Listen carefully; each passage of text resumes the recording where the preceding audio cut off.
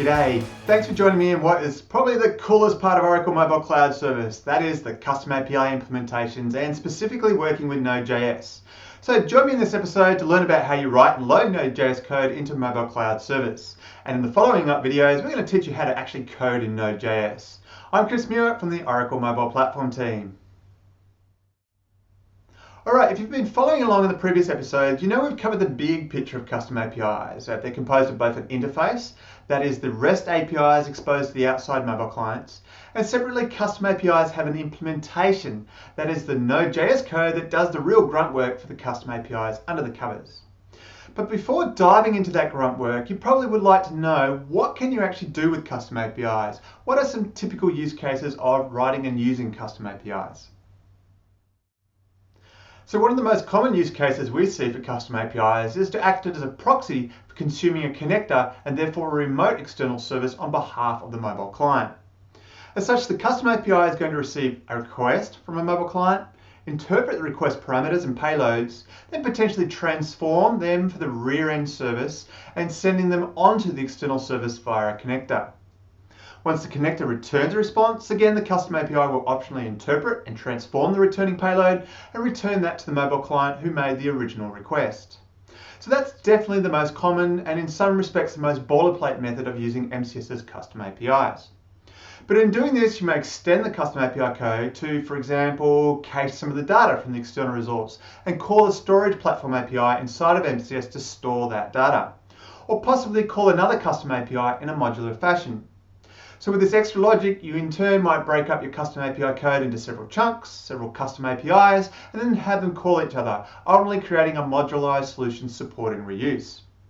And in doing so, you might add business logic to enforce security rules, or interpret some odd on-premise set of logic, or in turn protect on-premise systems from the wild west of data coming in from the mobile applications. And finally, you can load in third-party node modules to extend your custom API code to do all sorts of things like encryption, working with documents, creating and modifying images, taking practically any library and its functionality and augmenting your own code so you don't have to write it yourself. So overall, there's a lot of flexibility in what you can build. Thus, custom APIs are custom that you can practically build whatever functionality you want. Okay, so now before we start actually coding with Node in earnest, we need to show you how the MCS user interface exposes the Node code so you can actually work with it. In previous episodes, we covered that the mobile developer is likely to build out the custom API interface for their needs, and the MCS service developer will build out the custom API implementation, implementing the connectors, the Node code, and uploading it into MCS and testing the implementation. So for the rest of this episode, we're going to cover parts 3 and 4 here for the service developer. And in the following episodes, you'll then take a deep dive into Node.js proper to become a Node master. Now here we have a predefined custom API for our previous fictitious doctor's surgery app for managing amongst other things the clinic's doctors, their availability, surgery rooms and their equipment and so on. In the API, we can see predefined endpoints for the getting doctors and rooms. And as a reminder for the doctors, we support a URL query parameter available to return doctors available on a specified date. And for rooms, it has a nested resource room name, which given the room name as part of the URL, will return details about the specific room available in the surgery. So you might notice that we're currently in the designer part of the custom API, which deals with the building out the interface of the custom API. If we instead switch to the implementations tab, we arrive at this screen which allows us to work with the Node code. Now, we haven't defined any code yet for this API, but the good news is that MCS will give you a head start. Because it knows about the design of your API, including the endpoints, specifically the resources, the HTTP methods, and so on, MCS provides a piece of template code for working with these methods and the resources, and we call this the Javascript Scaffold, because it's a scaffold on which you will build your own code on. So the big fat green button is where we'll start out. In pressing this button, MCS downloads to your desktop via the browser a zip file containing what we call the JavaScript Scaffold.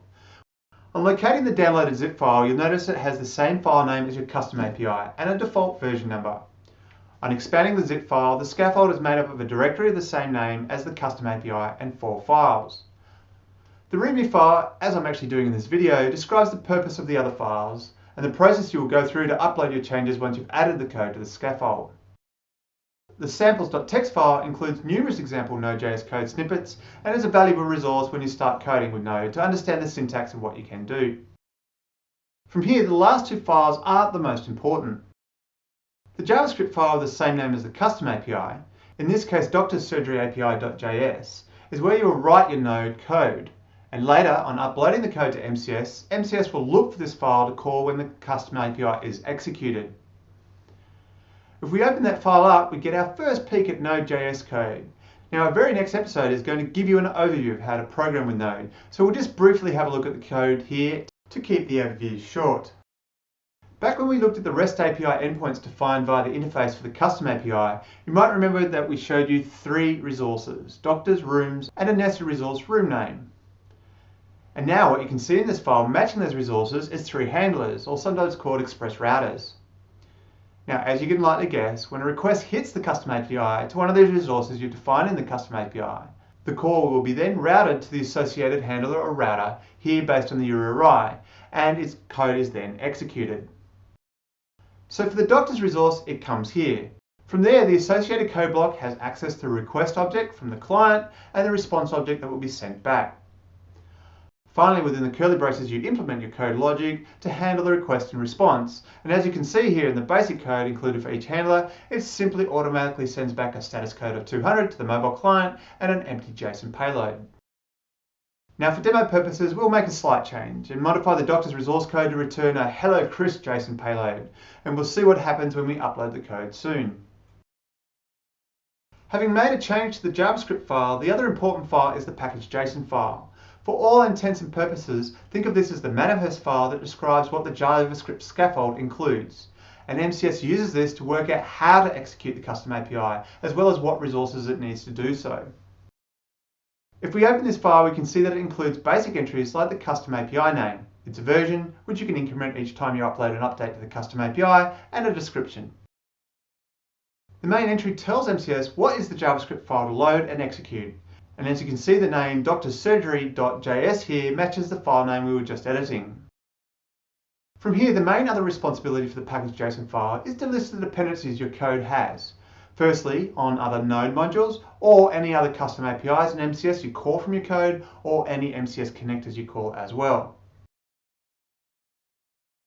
As an example, you might want to make use of a third-party node module called async for controlling execution path through your code. So in this case, you include the module name, async, and its version number.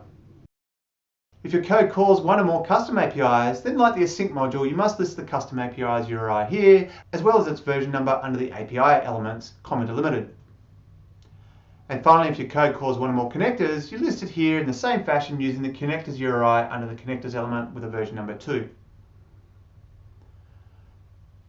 Once you've finished editing the package.json file and your Node JavaScript file, you're ready to upload it to MCS. However, there is one last step you optionally have to perform, and it's only necessary if you included in your package.json file a dependency on a third-party library like async in my example you can see here. MCS does not automatically download the third-party node modules when you upload your code. Rather, it requires you download that code and bundle it in the scaffold on your development machine, and then you upload that code to MCS. Luckily, this is actually really simple to do. All you need to do on your machine is install npm, that is the Node Package Manager. And once you've done this, you open a terminal in the scaffold directory, type npm install, and then npm takes care of downloading the modules and bundling them appropriately into the scaffold. Now remember, of course, that step is optional based on the use of third-party node modules. If you have no third-party modules, you can skip that step. So once we're done here, we delete our original zip file and now zip the base directory drsurgery.api. Then returning to the MCS user interface, we simply load the zip file using the upload link at the bottom of the screen. Assuming MCS doesn't find any problems with the code, the screen will change to this view, where you can see a table of the previous scaffolds you've uploaded, if any, and here specifically we can see version 1.0 we just uploaded. So what the screen is allowing you to do is to switch between multiple different versions of the code for testing purposes. And if you want to default back to the mock payloads you defined in the custom API endpoints you saw in earlier episodes, you select mock, set it to the default, then the test screen on executing the doctor's resource, we will be able to see the dummy payloads redefined in the RAML file from the previous episodes. However, if we return to the implementation screen, now set version 1.0 as the default, and test the Doctor's resources via the test user interface, we now see the Hello Chris payload we wrote in the Node JavaScript file earlier in this episode.